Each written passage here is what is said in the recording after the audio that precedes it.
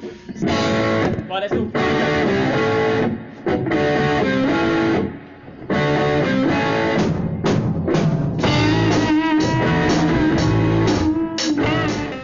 Hi there, I hope everyone's really excited for position 3 of the E minor pentatonic. I know it's been a roller coaster ride through positions 1, 2, blues box. I've actually already done position 4. If you haven't seen that, that'll be next in the playlist. But this is position 3, so this is a position that isn't used as much, but it's a really, really cool position.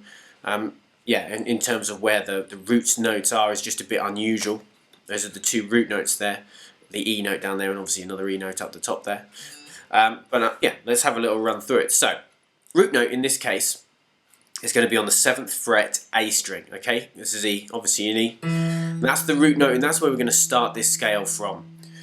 The next note is going to be 5th fret D string, then it's going to be 7th fret D string. So we've already got this, nice and simple.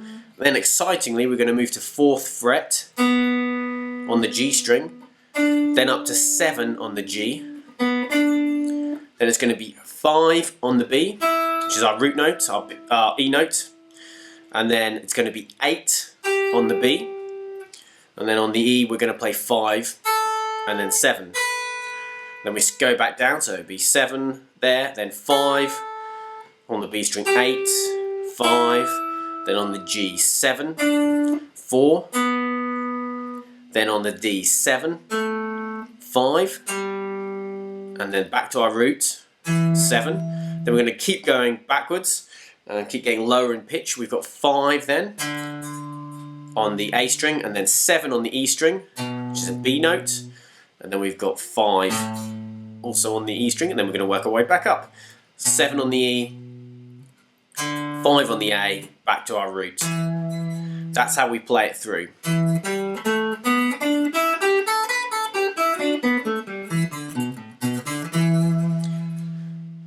There you go. Like most of these scale positions, I practice them with different fingers, so you can see there I'm doing everything 1-3.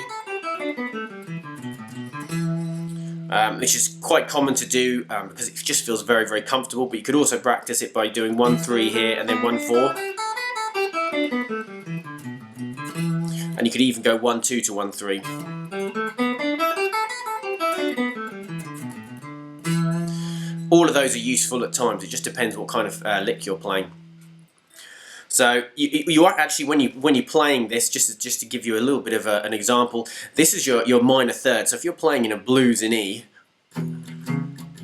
you often curl this note. So you rarely actually land on that note. So it's a super useful note to know where it is. The other one is up here, okay? And this, obviously in this case, it's a G note. If you didn't know, that's a G there. 5th fret D string and 8th fret B string. And those are my roots, as I pointed out before. So a lot of the licks you find, especially bluesy style licks, actually often use the second and do things like that kind of stuff, which is actually technically not in the scale.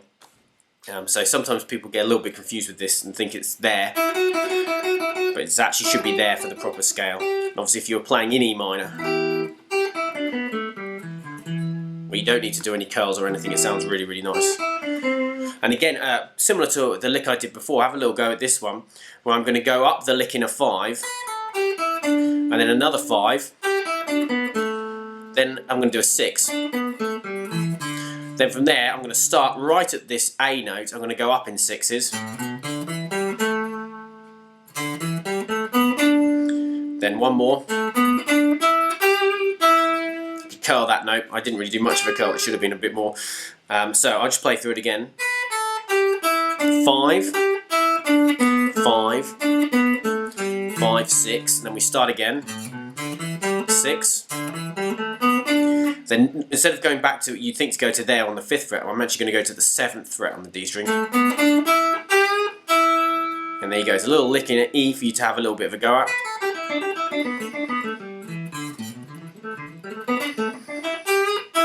Something like that. Yeah, good luck, have fun, enjoy position 3.